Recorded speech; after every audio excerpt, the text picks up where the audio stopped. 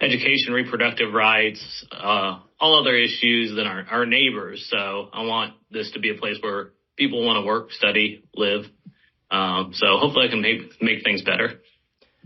What would you say the biggest issue facing the 50th district is that you would want to address first if you were elected to this seat?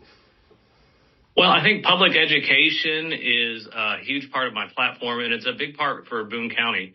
You know, we got targeted for a charter school at the end of last session. So public school funding and teacher pay have been big issues in general. Our schools have been under attack, by a lot of disinformation. In this charter school, the officials are saying could cost us $10 to $15 million. So our schools might be hurting even more locally. It's a big issue. Speaking of charter schools, there is a big argument from the other side of the aisle saying that more school choice is a good thing because it'll help with competition. Why do you think charter schools would be so damaging to some of the public schools here in the Boone County area? And what would you think be the best way of helping improve Missouri education? Well, I think finances are a big part of it. This bill that passed, it set up special funding for Boone County. Not only did it target us, despite us being eighth in population, it set up funding where we're probably going to get less compensation for students that leave to go to the charter school than places in like Kansas City and St. Louis. So the funding is a big issue. If they were able to make sure that we get compensated for those dollars, that's a big issue. And then just accountability. Public schools are our state's accountable public schools. There's issues as far as meetings being public, where if you have a complaint about the school, you can go there and have your school officials address it. Record keeping, figuring out where dollars are going.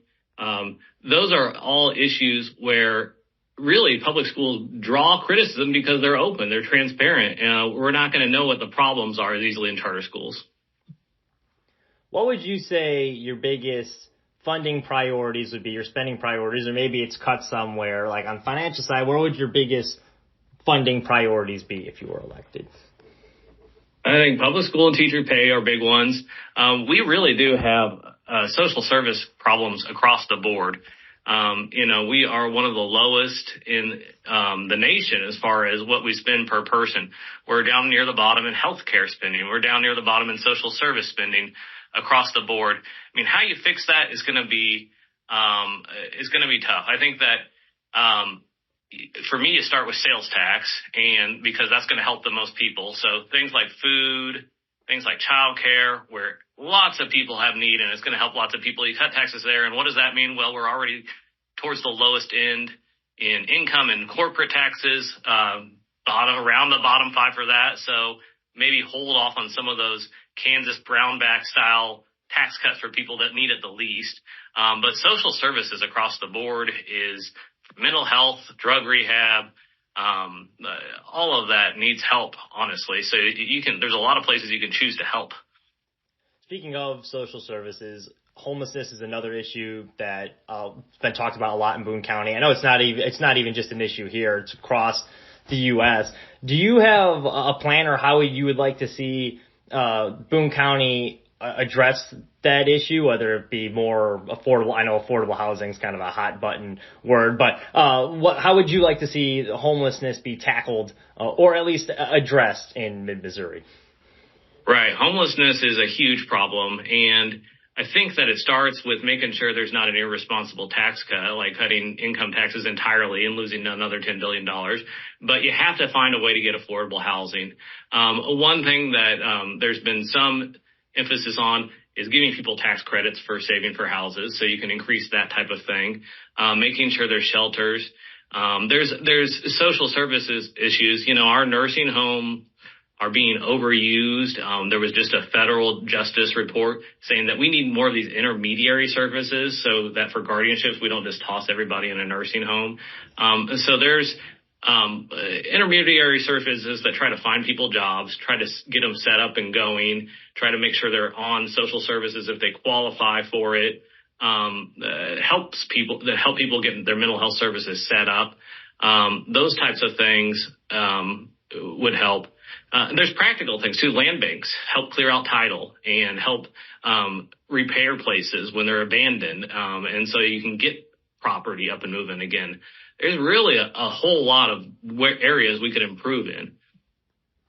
Crime is another hot button issue around the Boone County area. Well, how would you address some public safety concerns and or fund some of those areas? What would be your plan of attack as far as crime goes?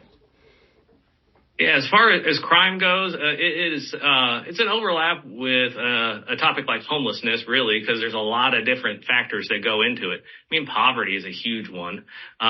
If we just have functional government, that helps. You know, we are, I believe, last in the nation in Medicaid application as far as the amount of time it takes to process that. We got sued for SNAP benefits. People are on hold for over an hour, you know. And so once you start having these types of problems, then you have poverty, and you're more likely to get in a situation where you're going to make a decision where you're committing crime if your life's not going so great. Addressing homelessness is a big factor. Drug rehab is a big factor.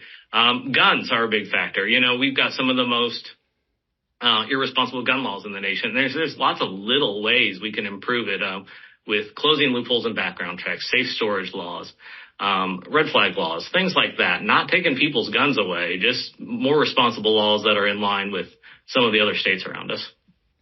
You did mention guns. Ideally for you, what would gun legislation look like in Missouri? I guess what is because a lot of people want the Second Amendment protected. Missouri's a big gun state, but as you mentioned, they do have some of the loosest gun regulations in the country. Ideally for you, red tape aside, what would good gun control or gun policy look like? A good gun policy, I mean, it's something reasonable. You know, we need to communicate to Missourians that this is not about taking people's guns away. They are having a hard time even getting heard in a debate in the legislature right now. And so to get heard on a bill, it's really in the Republicans' hands. If you could pass one reasonable gun law, then without having something silly in return, you're doing well. So things like safe storage, things like background check loophole closings, concealed carry permits, you know, that's something that you get basic training and take it as a responsible act to own a gun. Those are some basic ones where you're seeing over 80% approval. It's not about taking people's guns away. These are things that are popular, but they're not even getting heard. Governor Parson has made a point to send resources down to the border. Illegal immigration is something that's often talked about, and it's not just an issue that just affects the border states. It does affect some of these Midwestern states as well. I guess kind of a two-pronged question for you, because a lot of times illegal immigration is tied in with fentanyl overdoses, which is another issue, or opioids, I guess we see here in mid-Missouri. Do you think there's a direct link between the two? And then specifically with immigration, how do you feel, what would your immigration policy be, or how would you like to see Missouri handling that issue? I think that immigration is a federal issue. I think that there was a federal proposal and then it got bogged down. And I think, honestly, Trump said something to the effect very close that they don't want to see it pass. You know, Border Patrol has always been a federal issue. You know, I went to law school back in the 2000s, and it was just bread and butter. That's a U.S. Constitution federal issue is securing the border. So if you're spending over $2 million, like one trip took that Parsons sent someone down there for, to make things a little more confusing and chaotic, you're wasting our resources that could be used to fight drug and opioid issues here. You know, we had drug rehab centers or made medication to get people off of these drugs. That would be a much more effective than going down there and, you know, playing cowboy or whatever for this issue that's been federal. You know, whether it's related or not everything is a state issue. And people don't, it's easy to forget that. You know, we are going through changing times. This has not been a state issue throughout the entire history of the United States. So it's a waste of our tax dollars to make a political issue of it, I think.